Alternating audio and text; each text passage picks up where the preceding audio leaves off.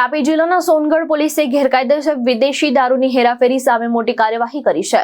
પોલીસે બોલેરો પિકઅપમાંથી લાખો રૂપિયાનો ઇંગ્લિશ દારૂનો જથ્થો ઝડપી પાડી 3 આરોપીની ધરપકડ કરી છે, જ્યારે 2 આરોપીને વોન્ટેડ જાહેર કરવામાં આવ્યા છે। પોલીસ મહાનિરીક્ષક સુરત રેન્જ અને તાપી જિલ્લા પોલીસ અધિક્ષકની સૂચનાના આધારે સોનગઢ પોલીસે ગેરકાયદેસર દારૂની હેરાફેરી સામે કાર્યવાહી હાથ ધરી હતી। બાતમીના આધારે પોલીસે તાપી સોનગઢ ફાટા નજીક મહિન્દ્રા બોલેરો પિકઅપ અને અટકાવી તપાસ કરતા તેમાંથી ભારતીય બનાવટનો સીલબંધ ઇંગ્લિશ દારૂનો 5661 નાની મોટી બાટલી ટીન કુલ 1411.83 લીટર દારૂ મળી આવ્યો હતો।